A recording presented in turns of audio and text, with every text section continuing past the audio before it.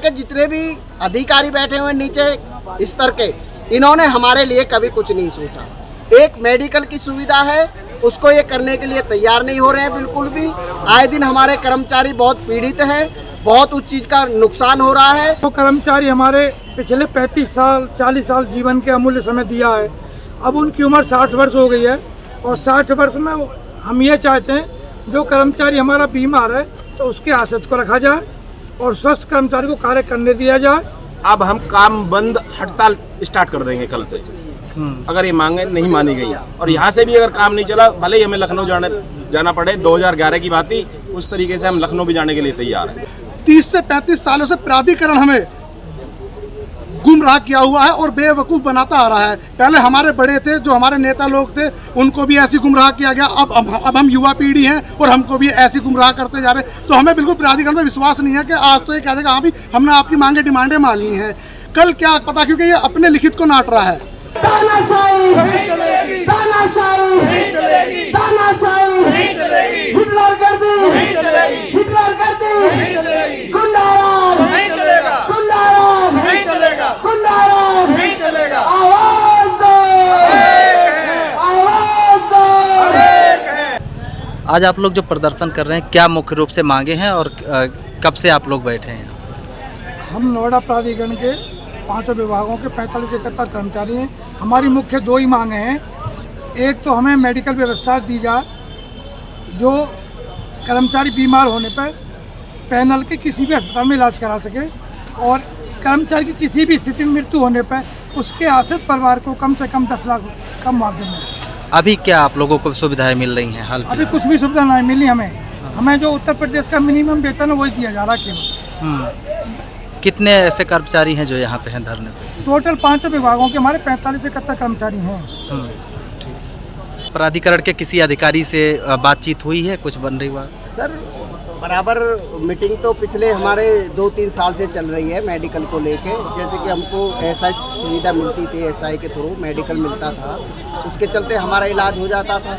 लेकिन उसको अब बंद हुए 2 साल हो गई है, तो उसके चलते हुए कर्मचारी को बहुत ही उत्पीड़न हो रहा है, बहुत समस्याओं का सामना करना पड़ रहा है। गंभीर बीमारियों से वो जूझ रहे हैं और रोड एक्सीडेंट में उनके हादसे हो जाते हैं, कोई भी इलाज उनका नहीं हो पा रहा है। तो यही मांग हमारी प्राधिकरण से है, कम से कम सर, जब ड्यूटी टाइम में हम लोग आ रहे हैं, कम से कम उस पीरियड में तो कम से कम हमारा इलाज हो। जो कर्मचारी आपको सेवा दे रहा है, कम से कम उसका तो इलाज हो। चलो परिवार को छोड़ो, लेकिन जो कर्मचारी फिलहाल नवेड़ा को सेवा दे रहा है, खून पसीना बहा रहा है। आप ये लगा लीजिए, 2020 में ऋतु महेश्वरी सीओ मैम आई थी, उन्होंने स्वच्छता के चलते, सुंदरता के चलते एक कंपटीशन होता है कि कौन शहर ज़्यादा सुंदर है, साफ सुथरा है, अच्छा है। तो उस टाइम पे हमारा नवेड़ा शहर पिछले 250 नंबर पे आया था पीछे। लेकिन हमारे नवेड़ा के सुरक्षा सफाई कर्मचारी भाई और बहनों ने, अन्य विभागों के जितने भी 4571 कर्मचारी हैं, सभी ने, माली वालों ने, डीजल वालों ने, बिजली विभाग वालों ने, सफाई कर्मचारियों ने, सभी ने बहुत अच्छी मेहनत करके इस शहर को बहुत सुंदरता की तरफ, बहुत स्वच्छता की तरफ लेके गए। और पहले आया 10वें नंबर पे, फिर हमने प्रयास करा, फिर आया 5वें नंबर पे।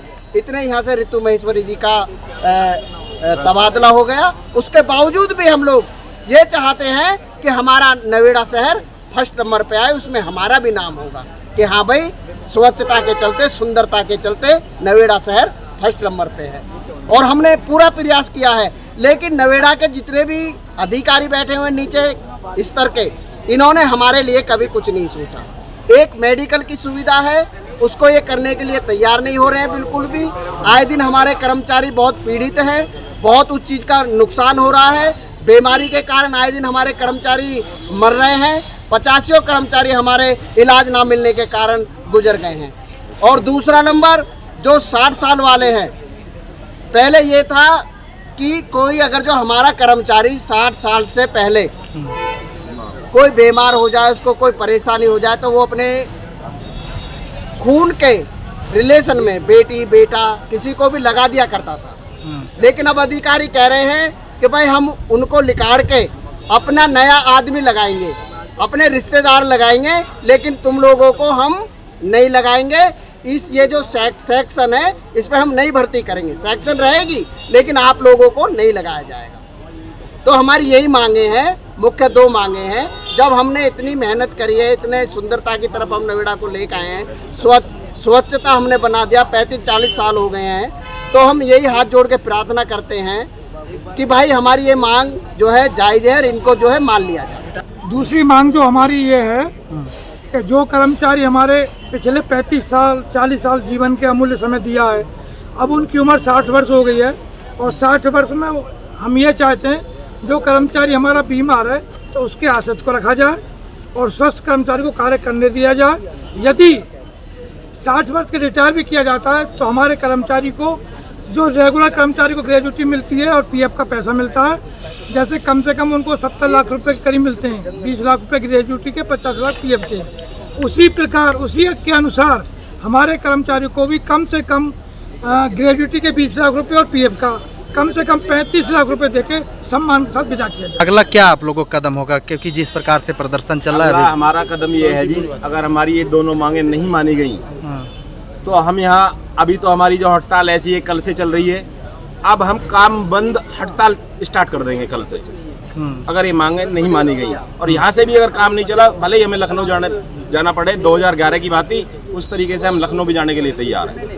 वार्ता में देखिए, कल से जब से हमारा धरना चालू हुआ है, कल से हमारी 4 बार वार्ता हो गई है और जिसमें आधे से 1 घंटे तक वार्ता चली है, जिसमें कुछ भी निस्तारण नहीं निकला।